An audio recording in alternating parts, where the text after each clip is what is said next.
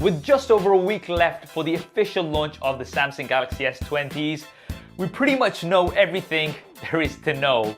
What's up guys, Saf here on Super Saf TV, and we're going to break down all of the leaks and rumors Super Saf style so you know exactly what to expect. There's also going to be some bonus facts towards the end of this video, so stick around for that. So first up, naming. Yes, the new Samsung Galaxy S series is going to be referred to as the S20 series, not the S11s.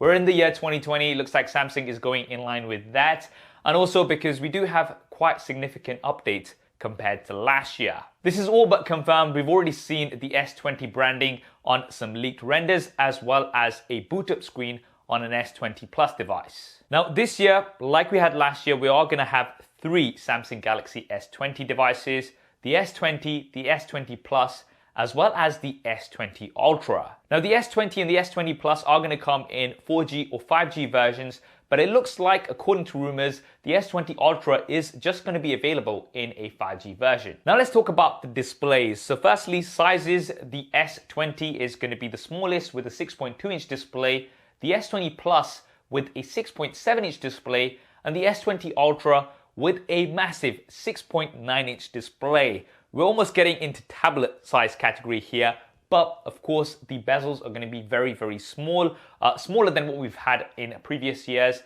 and this is going to give us a 20:9 aspect ratio, which is also slightly longer compared to what we've had last year. Now all three displays are going to be following Samsung's Infinity O design, so we're going to have a punch out for the front facing camera, and this means that my wallpaper from the Note 10 should still work on all of these devices, which I'm very excited about.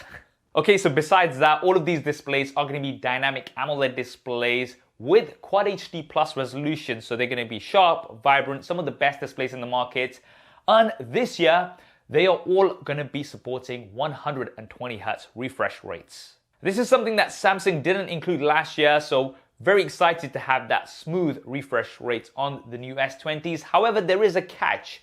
From all the leaks and rumors that we're seeing right now, it seems like when you do go on to 120 Hz, you are going to be limited to Full HD Plus, not Quad HD Plus, so details are not going to be as sharp. Now, I don't think this is going to be a huge deal for a lot of people, and I'm not sure why Samsung has done this. Maybe it's to save on battery life, maybe it's the technical limitations of having 120 Hz. Remember, OnePlus devices last year only had up to 90 Hz, with that Quad HD Plus resolution, so maybe when we get into 120 Hz this year anyway, you can only go for a Full HD Plus resolution. But nevertheless, I'm super excited about these smooth displays. Right, now let's talk about the builds. Some of you may be pleased to know that although the devices are going to have curved displays, they're not going to be as curved as what we've had in previous years. The recent trend seems to be waterfall displays, which are very curved towards the edges, but it looks like Samsung is actually going away from that and going for something that's still curved but not as curved as before. We're still going to have a metal and glass sandwich. However, for the S20 and S20 Plus, the frame is going to be aluminium, and for the S20 Ultra, we are going to have a stainless steel frame, being the more premium device. All of the devices will be IP68 water and dust resistant, but we do have a major improvement, and that's that you're going to be able to submerge these into water up to 5 meters, which is a big improvement compared to the around 1.5 meters that we've had in previous years. Now let's talk about the cameras, and this is where things get very exciting. So firstly, the camera design is very different to what we've had previously. This is going to be on the left-handed side, and it's going to be a rectangular camera module. Now for the cameras themselves, the S20 and the S20 Plus have very similar camera setups. So we've got three main cameras. The primary camera is going to be 12 megapixels. Now this is going to have a larger sensor size compared to what we've had in previous years. So this is going to be a really good improvement. Then we're going to have an ultra wide camera, also at 12 megapixels. This seems to be similar to what we've had in previous years. And finally, we're going to have a 64 megapixel telephoto camera, which is going to give you up to 3 times optical zoom and up to 30 times digital zoom. So that's an improvement on the 2 times that we've had in previous years. The S20 Plus is also going to have a time of flight sensor. This is something that we're not going to have on the regular S20. Time of flight sensors help with depth information, so this should give you better portraits on the S20 Plus. But the biggest improvements come on the S20 Ultra. And that's because the primary camera is a 108 megapixel camera. This is using Samsung's new sensor, and that amount of resolution is going to be absolutely insane. There's also an improvement for the telephoto camera. This is going to be using periscope zoom technology, 48 megapixels with up to 10 times optical zoom and up to 100 times digital zoom. So this is double of the periscope zoom that we saw introduced by Huawei last year with the P30 Pro. It's gonna let you get in super close. I cannot wait to test these cameras out. Of course, we're gonna be doing lots of super SAF style camera comparisons. If you do wanna see those first, then be sure to subscribe and hit that bell icon so you don't miss that coverage. The S20 Ultra, of course, is also gonna have the 12 megapixel ultra wide camera as well as the time of flight sensor. And on the side of video as well, we've got some major improvements. We've got 8K at up to 30 frames a second across all these devices, which is going to be absolutely insane. Cannot wait to test this out, as well as a pro video mode. So this is going to be reintroduced and it's going to give you manual controls over video. Now for the front facing cameras, the S20 and S20 Plus, 10 megapixels, similar sensor to what we had last year on the S10s as well as the Note 10. The S20 Ultra once again going bigger and better with a 40 megapixel front facing camera. We're going to have 4K 60 frames a second across all of these for the front facing camera. This is an improvement on the 4K 30 frames a second that we had last year. Right, now let's talk a little bit about the internals. These devices are going to be powered by either the Qualcomm Snapdragon 865 chipset or Samsung's Exynos 990. So it looks like once again this year we might still have some inconsistency between the performance of the devices. I'm going to try to get hold of both variants so then I can give you some proper opinions in my reviews as always. But regardless, I'm confident that these are going to be some of the fastest devices out there. For RAM, we've got 12 gigabytes as a base for all of these, but the S20 Ultra once again going larger than life, and it's going to have a variant with up to 16 gigabytes of RAM. For storage, it looks like the S20 and S20 Plus are going to come with a base of 128 gigabytes with an option of 256 gigabytes available. The S20 Ultra, once again, 128 gigabytes base, but up to 512 gigabytes. All of these are going to have UFS 3.0 storage. They're going to be super fast, as well as micro SD card support. So that is quite interesting that all of these are rumored to have micro SD card support. And that may mean that you're going to be able to get a maximum of 1.5 terabytes of storage on the S20 Ultra, which is absolutely insane. Now for audio, unfortunately from all the leaks, rumors and renders, it looks like Samsung is saying goodbye to the 3.5mm jack. So on the S series, the S10s last year were the last ones to support this. This is now time to say goodbye. However, we are gonna have USB Type-C earphones tuned by AKG out of the box on all of these devices, as well as stereo speakers tuned by AKG. Now Samsung is also going to be announcing the Galaxy Buds Plus. So this is the second version of their Galaxy Buds, which I've really been a big fan of.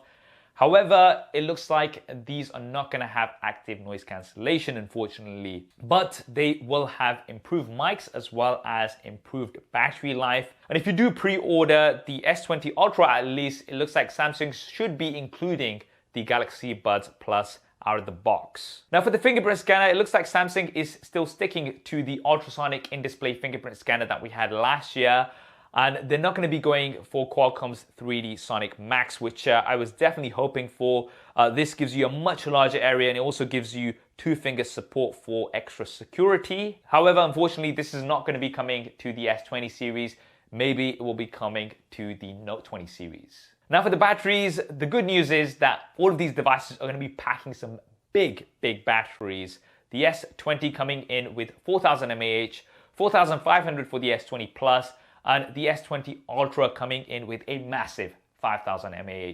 All of these are going to support fast charging, 25 watts out of the box, and there may be a 45 watt charger available that you'd have to buy separately.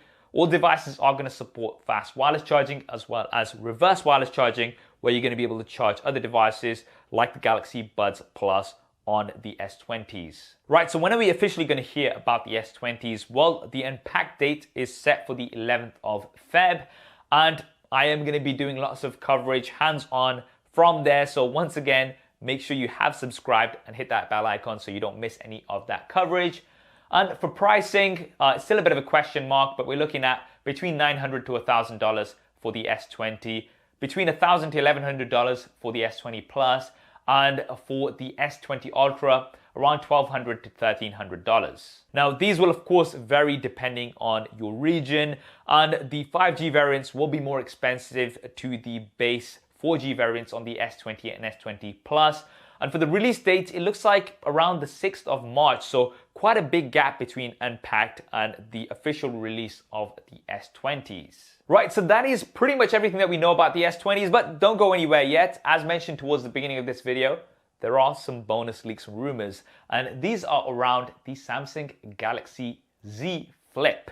This is Samsung's second foldable device, and it's more of a clamshell design compared to the tablet form factor that we had on the Galaxy Fold. And we have lots of leaked specs for this too. So it looks like we're gonna have a 6.7-inch Full HD Plus AMOLED foldable display, and this is going to be on the Infinity O design once again with the punch out for the front facing camera. It's going to be powered by the Qualcomm Snapdragon 855 Plus chipset. That's the previous chipset from Qualcomm, with 8 GB of RAM, up to 256 GB of UFS 3.0 storage with micro SD card support, a 10 megapixel front facing camera for the punch out, as well as dual 12 megapixel rear facing cameras. One of these is going to be a primary wide camera as well as an ultra wide camera, a small front display which is going to show you things like the time and your notifications, a 3300 mAh battery with support for wireless charging as well as wireless reverse charging. And that's roughly what we know about the Samsung Galaxy Z Flip, rumored to come in at around $1,400, which will be undercutting the Motorola Razr, which is also a similar clamshell design, but this seems to have much better specs. So this is something that I am definitely also excited to check out. This is also going to be announced at the Impact event on the 11th of February. So what do you guys think of the new S20s and the Z Flip based on all of these leaks and rumors? Are you excited? Definitely let me know in the comments below. I'm very excited. This is going to be the first big launch of the year, and it's going to start off a very interesting year in the smartphone space. I hope you enjoyed this video and found it useful. If you did, then do hit that thumbs up button for me. And if you haven't already, I know I keep saying it, but make sure you do subscribe so you don't miss all of the hands-on coverage that's going to be coming with these devices. Thanks for watching. This is Saf on Super Saf TV, and I'll see you next time.